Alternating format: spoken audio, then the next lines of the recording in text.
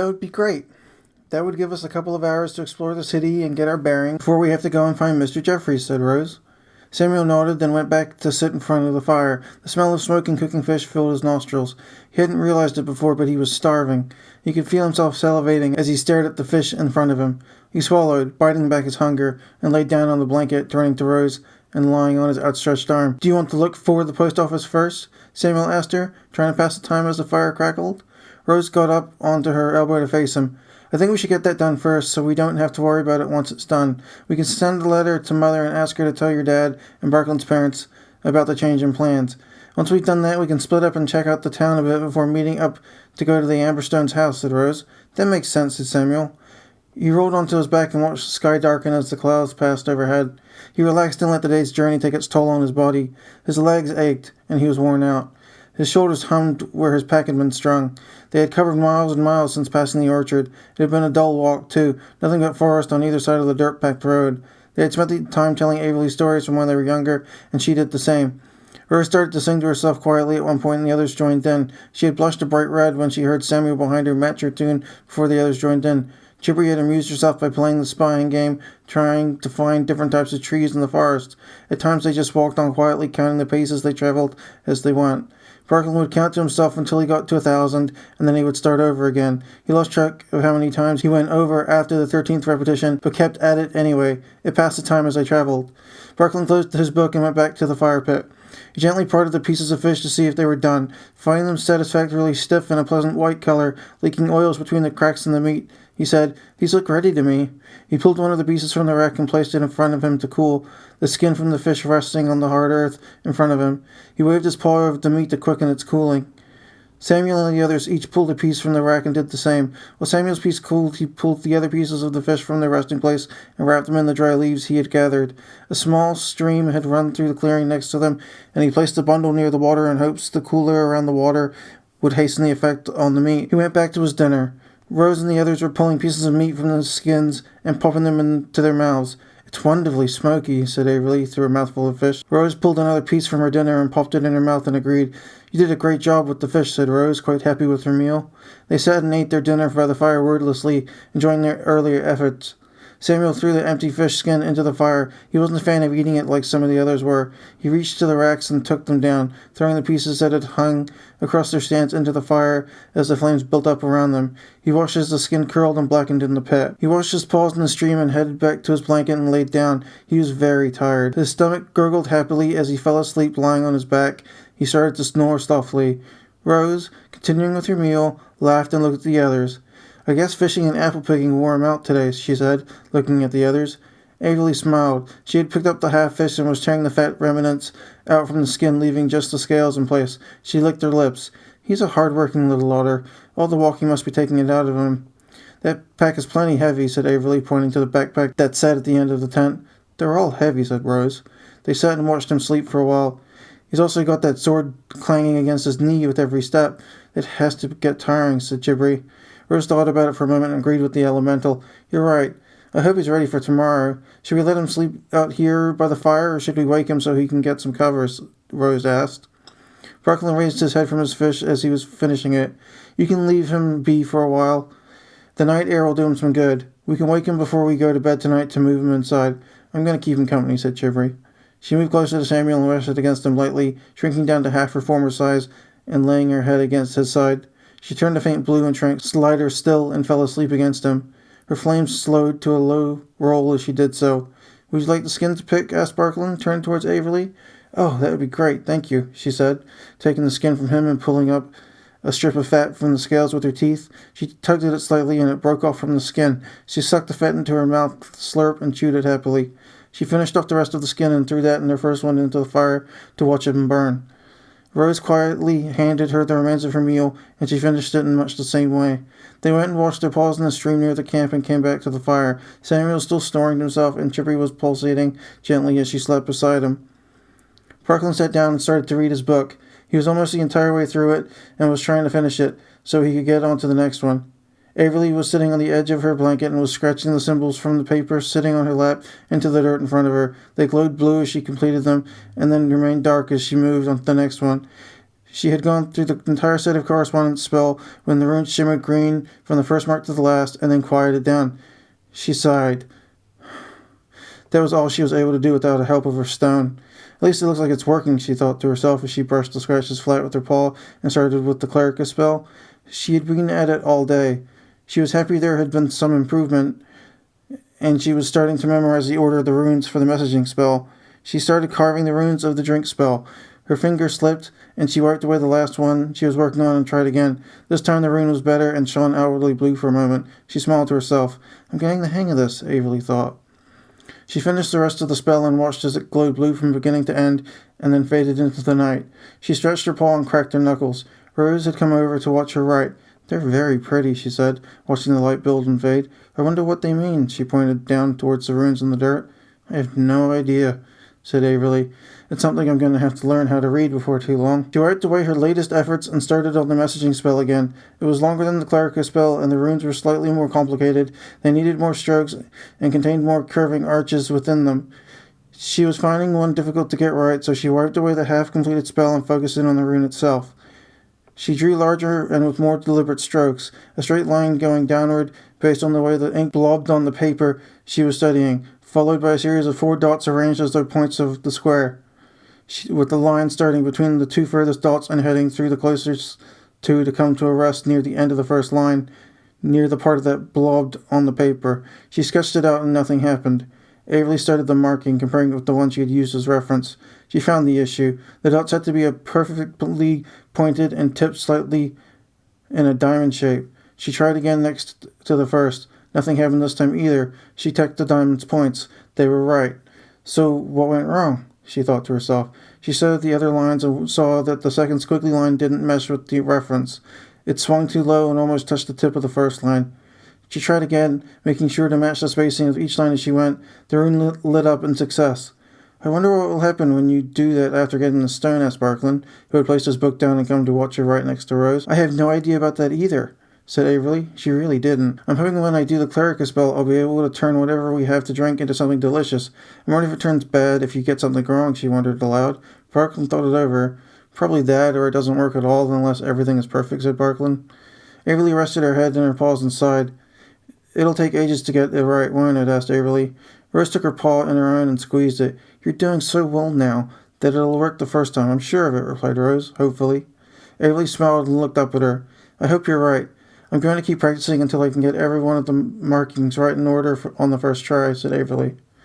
She bent back down and started to scrawl her spell next to the larger practice rune she had just completed. She took her time on the one that was causing her difficulty, making sure that the last squiggle looped in perfectly with the first stroke. As she finished, the spell and runes lit up in succession, and she gave out a triumphant, Yes! Samuel snorted and woke from his lying position, starting violently. What's it? He asked sleepily. Chippery tumbled from his side and rolled along the length of the blanket to the edge and sat up in the grass. Her arms splayed out to stop her motion. Whoa! She yipped as she came to a stop. Averly covered her mouth with her paw and apologized. Sorry, Samuel. I didn't mean to wake you too. You all right, Chippery? She asked apologetically. I'm fine. I'm just waiting for the world to stop spinning, replied Chippery, her eyes rolling as she steadied herself.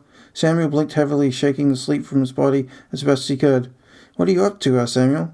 He sat up and stretched out his arms. He began rotating his shoulders. They were stiff from the day of carrying his pack. He stretched his arms out and crossed them repeatedly, warming his stiffened muscles. Samuel noticed Chippery sitting on the edge of the blanket. You all right? Asked Samuel, concerned. Yep. Just took a bit of a tumble, she replied. They got up from the blanket and came over to where the others were and sat down with them. Rose and Barkley made room for the two between them. They sat and watched Averly. She repeated her runes in the dirt, watching them glow and fade repeatedly. You're quite the magician, said Samuel. Averly smiled at him. I think I'll be able to do these spells pretty soon. I think that's the fact that they're trying to light up means they're working correctly, but because I don't know how to activate them, they're just fading out, said Averly. They all sat and watched her for a while as she practiced. Chappery's head bobbed in the same motion that her claws traveled. She was transfixed by the blue light that echoed from Averly's paw.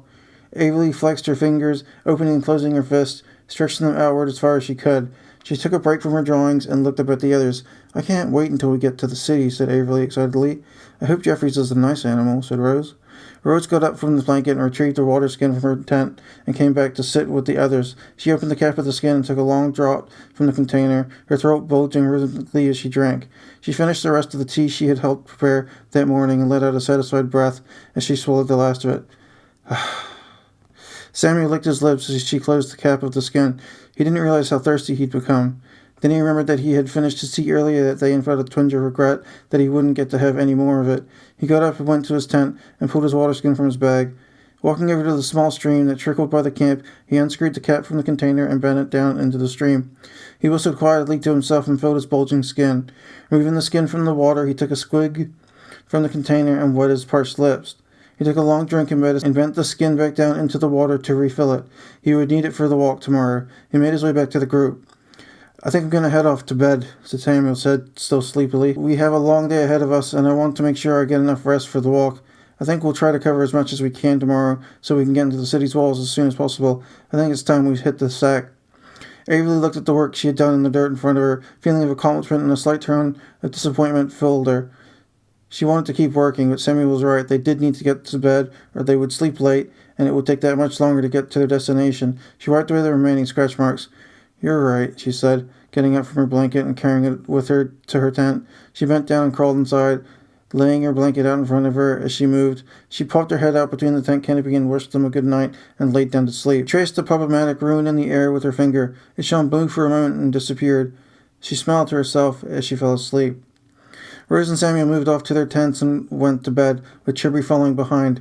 Barkland quieted the fire before heading to his tent, spreading the wood apart around the circumference of the pit so they could smolder as they slept. Once it had died down to glowing embers and small flames, he turned to his tent and went inside. He fell asleep almost instantly. They woke early in the morning, the sun just coming over the mountains in the distance to the east of the clearing. Rose was the first to wake, and having had a dream about a cloaked individual chasing her down an alleyway. She hadn't slept well, but was in a good enough mood considering. She shook the nightmare away from her mind and went and got the others up. As they got up, she went to the fire and got it going again. She retrieved their breakfast from her sack and warmed the rolls on the rocks near the warming fire. It was going to be a hot, dry day, the heat already building in the morning. She went and refilled her water skin while waiting for the others to get ready. She brought the skin back and made tea with the water in the large tin cup the rolls had been stored in. The others sat patiently while she worked. Barkland yawned. He had slept well considering the cold earth had sapped the heat from his body through the blanket during the night. He was still a little stiff from it, but he stretched and warmed up quickly. He sat down next to the fire and pulled a half-burned stick from its edge. He began poking the ashes, working the embers together with it. He rolled one of the larger embers around with the stick, uncovering smaller pieces that had still burned through the night. They clumped together with the ashes rolled between them. He raked other smaller embers to the larger mound and threw a fistful of dry grass that he pulled from the ground over the pile. The grass curled and smoked and then caught fire to burn for a moment, only to go out quickly as the curls shrank into gray, ashen lengths. He watched them burn without saying anything. Samuel and Chibree appeared from their tent. "Good morning," said Samuel. Rose and Avery wished him the same. Barkland repeated their sentiment without turning away from the fire. Samuel and Chibree came and sat next to the badger. "How'd you sleep?" Samuel asked. "Not great. Ground got cold on me," Barkland replied, stirring the ashes moodily with his stick. "We'll be in the city at some point tomorrow, so there's only one more night like that. Maybe we can find a place with longer grass to build a dampening layer tonight," replied Samuel. "I could always warm your water skins for you to put between yourselves and the floor," said Chibree. Barkland thought that it was a great idea and thanked her. "I would ask to do just that tonight if we could, please," replied Barkland, his mood improving. "Breakfast is ready," said Rose, pouring the tea into each of the little tin cups they had brought out with them. She handed them each a warmed roll. Barkland dropped his stick into the small fire as she handed him his breakfast. He thanked her for it and watched as the stick blackened around its edges and began to burn. They ate their breakfast in relative silence and started to break up their camp as they finished. Samuel was the last to break down his tent for the morning. He finished putting everything back into his satchel and slipped it up onto his shoulders. He slung his sword through his belt and turned and picked up Chibree's lantern. This he tied to his belt on the opposite side and secured it so it wouldn't sway as he walked. Chibree came up to him. "Do you mind if I sleep a little bit longer?" Chibree asked him. "No, of course not," he replied, opening the door to the tiny lantern. Chibree shrank down and floated into the lantern, closing the door behind her. She left the curtain open, and a faint blue light shone out from the side of the lantern as she nestled up to the coil of rope she called a bed and fell asleep. Barkland and Avery dug up handfuls of dirt and buried the fire from the previous night, making sure to pack the embers firmly.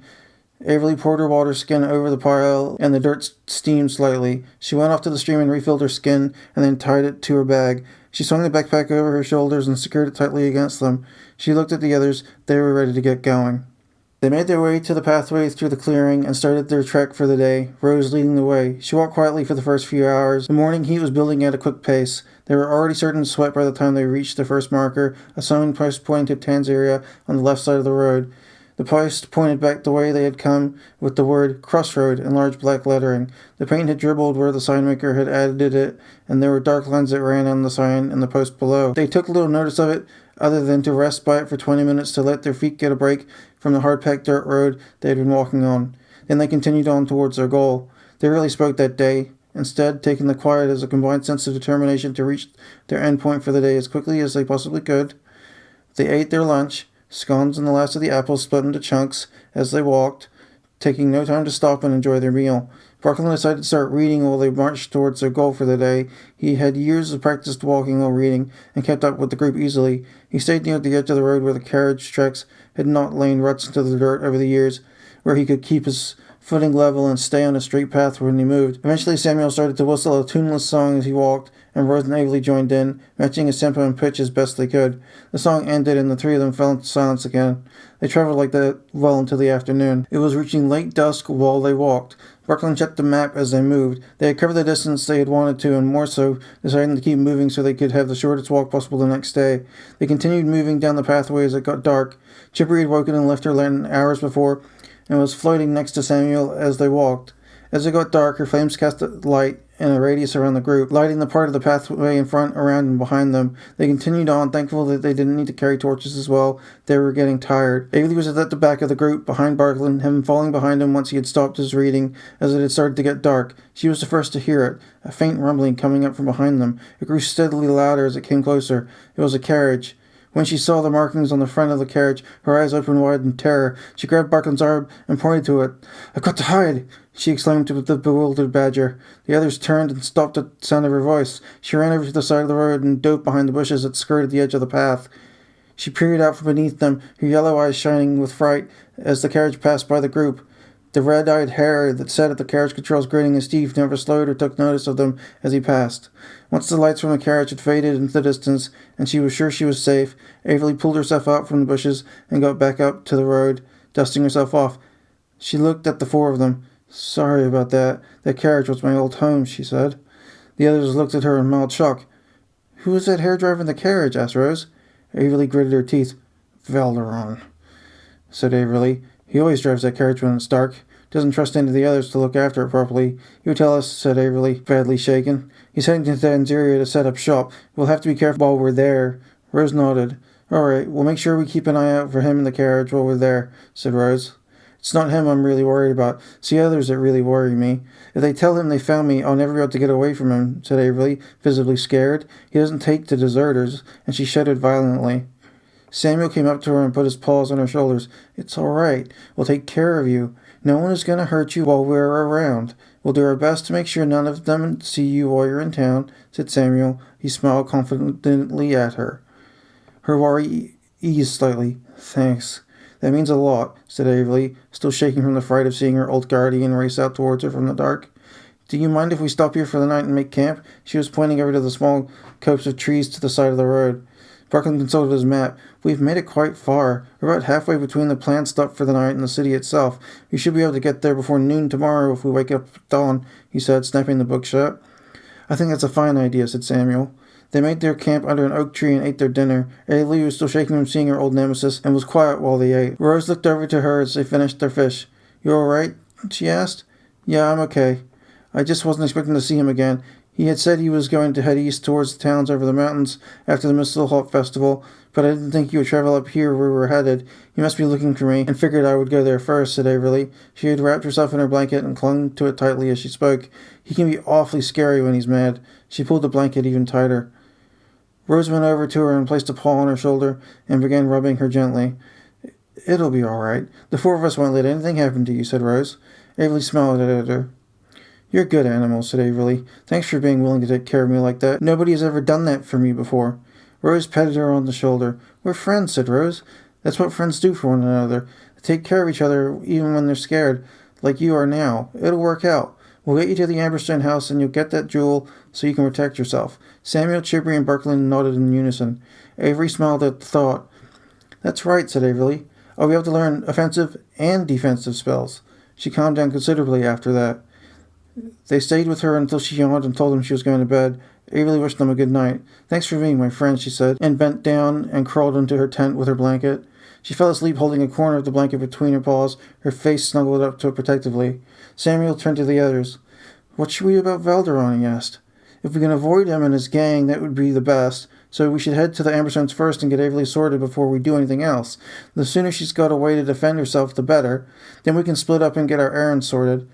I'll stay with Avery the whole day to make sure she's all right and doesn't go anywhere dangerous. If we spend the day in the library, we shouldn't be in too risky of a situation," said Birkeland. "That's a great idea. That'll make sure that she's taken care of. Very few animals would likely mess around going against the claws of a wolf and a badger," said Rose. Samuel agreed. "That sounds like a plan. Rose and I will head over to the post office while you two are at the library. Then we'll meet you there and head over to the inn and find Martin's friend Roland. You should be able to help us with the next part of this," said Samuel. They sat and stared at the fire for a while. Birkeland finished his second book, The Study of Berries and Fruit They Could Eat Whilst Traveling, and decided to head to bed. He wished Rose and Samuel a good night and made his way to his tent. He was asleep shortly thereafter. Chipper yawned and stretched her arms out in front of her. "I'm off to bed as well," she said, moving swiftly to the lantern, still tied around Samuel's belt. She closed the door on the curtain as she made her way inside. "Good night," her tiny voice said from inside the lantern. "Night," the two replied. The glow diminished between the cracks in the curtain and pulsed soft blue light as Chipper slept. Samuel moved closer to Rose. "You think she's going to be okay?" asked Rose. "We'll make sure of it," said Samuel. Rose moved in closer to Samuel and put her paw in his paw. Samuel squeezed her paw gently and smiled at her, surprised. "I hope you're right," said Rose. They spent the rest of the night staring at the stars between the trees and held each other, comforting one another until late into the night. Finally, Samuel pulled his paw from around Rose's. She turned to him. He leant in and kissed her on the cheek. Rose blushed but didn't move away. "Have a good night, Rose," he said, and got up. You too," replied Rose, still blushing in the fire's light. He went to his tent and moved inside. Rose sat by the fire herself for a while longer, thinking of the kiss. She touched one paw to her cheek and felt the warmth there. She felt giddy. She looked up at the stars as the moon appeared from behind a cloud, white light spilling down on her as she stared upwards. She smiled at the moon. She got up and began quieting the fire. She smiled the whole time she was breaking the wood apart and spreading the ashes between the smoldering pieces. It didn't leave her face as she crawled into her tent and snuggled up to her blanket. "You too," she said softly to herself, before closing her eyes and falling asleep, thinking of her first kiss and the otter that gave it to her.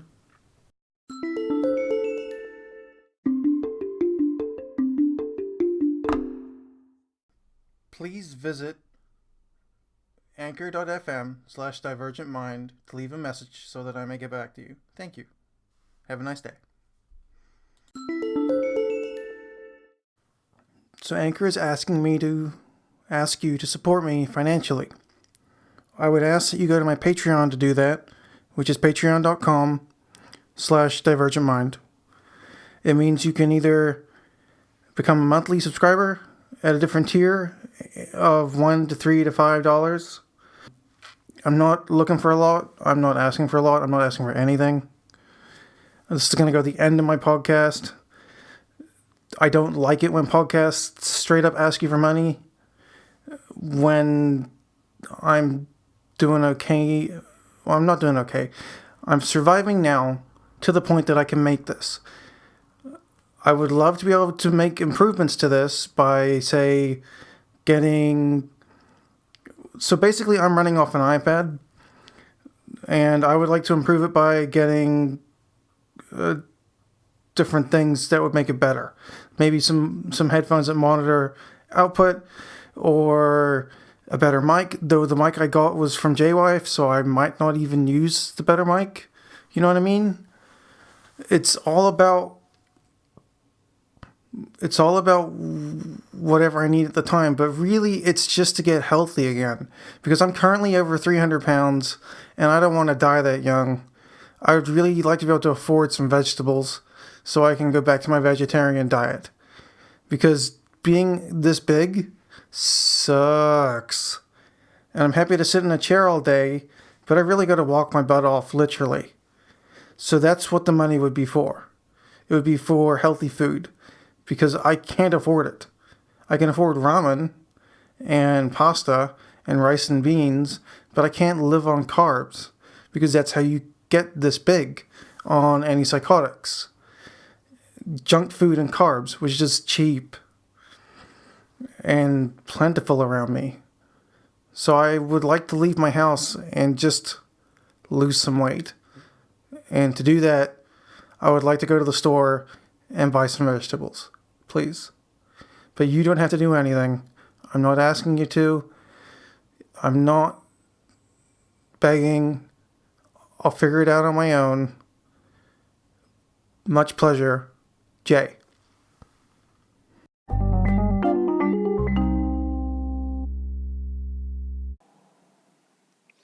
Hey, people, take a listen to the Divergent Mind podcast. You get both insight into living with a serious mental illness and get to listen to a lovely tale about a journey cute little animals need to take. Don't miss out, and remember, divergent minds don't need to think alike.